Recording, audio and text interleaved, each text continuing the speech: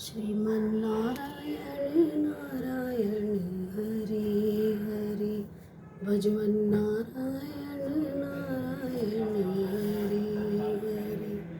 तेरी लीला सबसे न्यारी न्यारी, हरे हरे। श्रीमन्नारायण नारायण हरे हरे। सभी संगत जी को श्री विष्णु भगवान की जय, कृष्ण भगवान की जय, वृंदावन बिहारी लाल की जय, बाकी बिहारी लाल की जय, गुरु जी की जय। आज हम श्रीमद् भागवत पुराण के तृतीय स्कंद का 5वां अध्याय पढ़ रहे हैं, जिसमें विदुर जी का प्रश्न और मैत्री जी का सृष्टि क्रम वर्णन है। सुखदेव जी कहते हैं, परम ज्ञानी मैत्रेय मुनि हरिद्वार क्षेत्र में विराजमान थे। भगवत भक्ति से शुद्ध हुए हृदय वाले विदुर जी ने उनके पास जा और पहुंचकर साधु सद्भाव से आप्यायित होकर पूछा। विदुर जी ने कहा, भगवान, संसार में सब लोग सुख के लिए कर्म करते हैं, परंतु उनसे ना तो उन्हें सुख नहीं मिलता है, ना ही दुख ही दूर होता है, बल्कि उससे भी उनके दुख की वृद्धि ही होती है। अतः इस विषय में क्या करना उचित है, यह आप मुझे कृपा करके बतलाइए। जो लोग दुर्भाग्यवश भगवान श्री कृष्ण से विमुख, अधर्म परायण और अत्यंत दुखी हैं, उन पर कृपा करने के लिए ही आप जैसे भाग्यशाली भगवत भक्त संसार में विचरा करते हैं। साधु शिरोमणि, आप मुझे उस शांतिप्रद साधन का उपदेश दीजिए जिसके अनुसार आराधना करने से भगवान अपने भक्तों के भक्तिपूत हृदय में आकर विराजमान हो जाते हैं और अपने स्वरूप का अपरोक्ष अनुभव कराने वाले सनातन ज्ञान प्रदान करते हैं।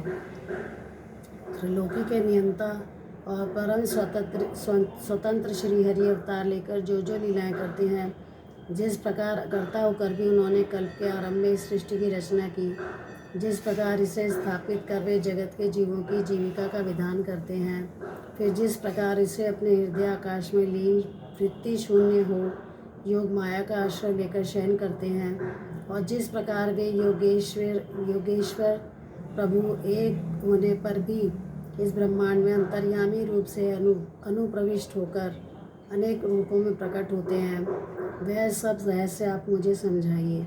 ब्राह्मण, गौ और देवताओं के कल्याण के लिए जो अनेकों अवतार धारण करके लीला से ही नाना प्रकार के दिव्य कर्म करते हैं, वे भी हमें सुनाइए।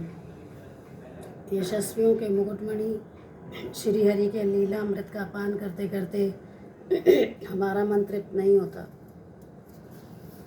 हमें यह भी सुनाइए कि उन समस्त लोकपतियों के स्वामी श्री हरि ने इन लोकों, लोकपालों और लोकालोक पर्वत से बाहर के भागों को, जिनमें से सब प्रकार के प्राणियों के अधिकार अनुसार भिन्न भिन्न भेद प्रतीत हो रहे हैं, किन तत्वों से रचा है।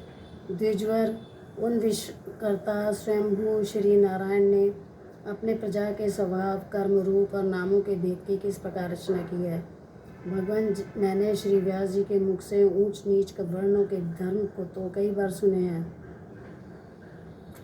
किंतु अब श्री कृष्ण कथा अमृत के प्रवाह को छोड़कर अन्य स्वल्प सुखदायक धर्मों से मेरा चित्त ऊब गया है। उन तीर्थपाद श्रीहरि के गुणानुवाद से तृप्त हो भी कौन सकता है।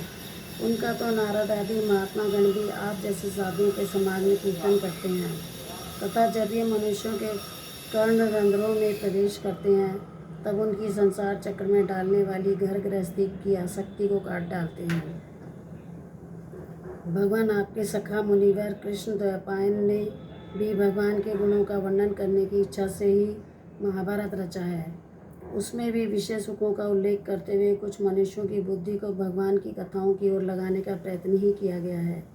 यह भगवत कथा की रुचि श्रद्धालु पुरुष के हृदय में जब बढ़ने लगती है, तब अन्य विषयों से उसे विरक्त कर देती है। वह भगवान चरणों के निरंतर चिंतन से आनंदमग्न हो जाता है और उस पुरुष के सभी दुखों का तत्काल अंत हो जाता है।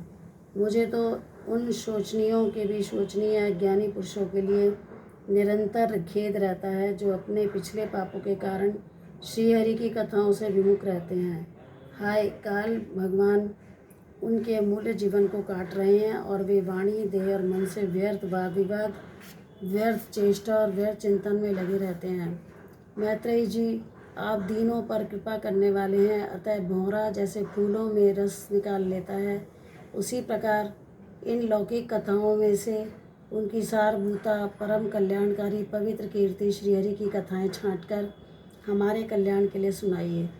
उन सर्वेश्वर ने संसार की उत्पत्ति, स्थिति और संहार के लिए अपनी माया शक्ति को स्वीकार कर राम, कृष्ण आदि अवतारों के द्वारा जो अनेकों अलौकिक लीलाएं की हैं, वे सब मुझे सुनाइए। श्री सुखदेव जी कहते हैं, जब विदुर जी ने जीवों के कल्याण के लिए इस प्रकार प्रश्न किया, तब तो मुनिश्रेष्ठ भगवान मैत्रेयी जी ने उनकी बहुत बड़ाई करते हुए यूँ कहा। श्री मैत्रेयी जी बोले, साधु स्वभाव विदुर जी, आपने सब जीवों पर अत्यंत अनुग्रह करके ये बड़ी अच्छी बात पूछी है। आपका चित्त तो सर्वदा भगवान में ही लगा रहता है, तथापि इससे संसार में भी आपका बहुत सुयश फैलेगा। आप श्री व्यास जी के औरस पुत्र हैं, इसलिए आपके लिए यह कोई बड़ी बात नहीं है कि आप अनन्य भाव से सर्वेश्वर श्रीहरि के आश्रित हो गए हैं। आप प्रजा को दंड देने वाले भगवान यम ही हैं। मांडव्य ऋषि का शाप होने के कारण ही आपने श्री व्यास जी के वीर्य से उनके भाई विचित्र वीर्य की भूख पत्नी दासी के गर्भ से जन्म लिया है। आप सर्वदा ही श्री भगवान और उनके भक्तों को अत्यंत प्रिय हैं। इसीलिए भगवान निज धाम पधारते समय मुझे अपना ज्ञानोपदेश करने की आज्ञा दे गए हैं। इसीलिए अब मैं जगत की उत्पत्ति, स्थिति और लय के लिए योग माया के द्वारा विस्तारित हुई भगवान की विभिन्न लीलाओं का क्रमशः वर्णन करता हूँ। सृष्टि रचना के पूर्व समस्त आत्माओं के आत्मा एक पूर्ण परमात्मा ही थे, न दृष्टा था न दृश्य। सृष्टि काल में अनेक वृत्तियों के भेद से जो अनेकता दिखाई पड़ती है, वह भी वही थे, क्योंकि उनकी इच्छा अकेले रहने की थी। वे ही दृष्टाओं का देखने लगे, परंतु उन्हें दृश्य दिखाई नहीं पड़ा, क्योंकि उस समय वे ही अद्वितीय रूप से प्रकाशित हो रहे थे। ऐसी अवस्था में अपने को असत के समान समझने लगे। वस्तुतः वे असत नहीं थे, क्योंकि उनकी शक्तियाँ ही सोई थीं, उनके ज्ञान का लोप नहीं हुआ था। यह दृष्टा और दृश्य का अनुसंधान करने वाली शक्ति ही कार्य कारण रूपा माया है। महाभाग विदुर जी, इस भावरूप अनिर्वचनीय माया के द्वारा ही भगवान ने इस विश्व का निर्माण किया। काल शक्ति से जब यह त्रिगुणमयी माया क्षोभ को प्राप्त हुई, तब उन इंद्रियातीत चिन्मय परमात्मा ने अपने अंश पुरुष से उसमें चिदाभास रूप बीज स्थापित किया। तब काल की प्रेरणा से उस अव्यक्त माया से महत्व प्रकट हुआ। वह मिथ्या ज्ञान का नाशक होने के कारण विज्ञान स्वरूप और अपने में सूक्ष्म रूप से स्थित प्रपंच की अभिव्यक्ति करने वाला था। फिर चिदाभास गुण और काल के अधीन उस महतत्व ने भगवान की दृष्टि पड़ने पर इस विश्व की रचना के लिए अपना रूपांतर किया। महतत्व के विकृत होने पर अहंकार की उत्पत्ति हुई। जो कार्य अधिभूत कारण, अध्यात्म और कर्ता अधिदेव रूप के होने के कारण भूत, इंद्रिय और मन का कारण है, वह अहंकार वैकारिक, सात्विक, तेजस, राजस और तामस भेद से 3 प्रकार का है। अतः अहम तत्व में विकार होने पर वैकारिक अहंकार से मन और जिनसे विषयों का ज्ञान होता है, वे इंद्रियों के अधिष्ठाता देवता हुए। तेजस अहंकार से ज्ञानेंद्रियों और कर्मेंद्रियां हुई तथा तामस अहंकार से सूक्ष्म भूतों का कारण शब्द तन्मात्र हुआ और इससे दृष्टांत रूप से आत्मा का बोध कराने वाला आकाश उत्पन्न हुआ। भगवान की दृष्टि जब आकाश पर पड़ी, तब उससे फिर काल, माया और चिदाभास के योग से स्पर्श मात्र हुआ और उसके विकृत होने पर उससे वायु की रचना हुई, वायु की उत्पत्ति हुई। अत्यंत बलवान वायु ने आकाश के सहित विकृत होकर रूप तन मात्रा की रचना की और उससे संसार का प्रकाशक तेज उत्पन्न हुआ।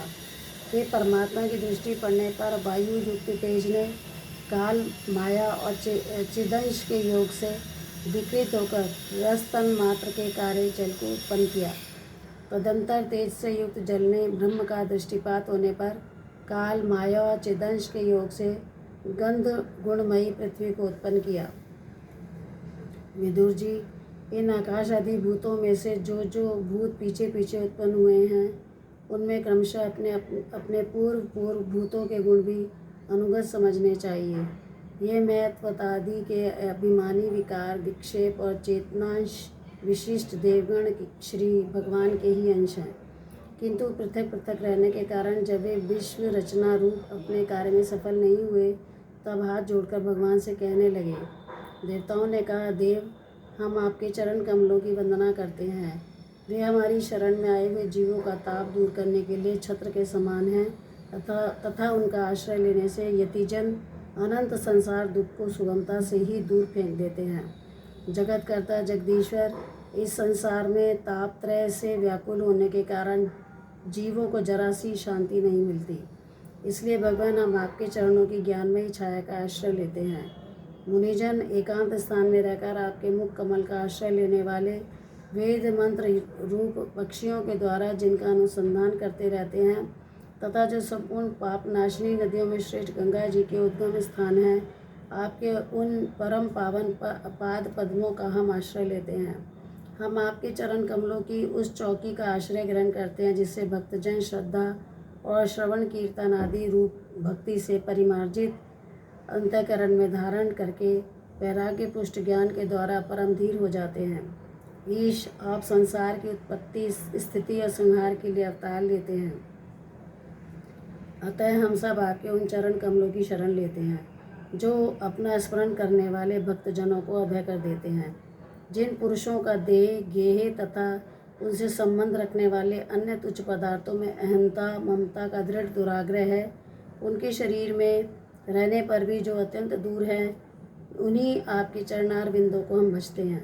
परम यशस्वी परमेश्वर, इंद्रियों के विषयाभिमुख रहने के कारण जिनका मन सर्वदा बाहर ही भटका करता है, वे पामर लोग आपके विलासपूर्ण पाद विन्यास की शोभा के विशेषज्ञ भक्तजनों का दर्शन नहीं कर पाते।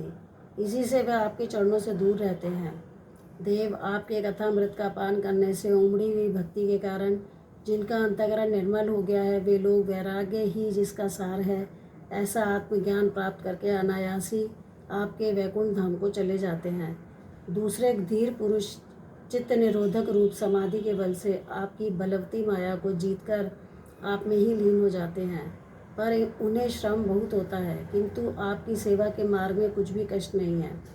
आदिदेव, आपने सृष्टि रचना की इच्छा से हमें त्रिगुणमय रचा है, इसलिए विभिन्न स्वभाव वाले होने के कारण हम आपस में मिल नहीं पाते और जिससे आपकी क्रीड़ा के साधन रूप ब्रह्मांड की रचना करके उसे आपको समर्पण करने में असमर्थ हो रहे हैं। अतः जन्म रहित भगवान, जिससे हम ब्रह्मांड रचकर आपको सब प्रकार के भोग समय पर समर्पण कर सके और जहाँ स्थित होकर भी हम भी अपनी योग्यता के अनुसार अन्न ग्रहण कर सकें तथा ये सब जीव भी सब प्रकार की विघ्न बाधाओं से दूर रहकर हम और आप दोनों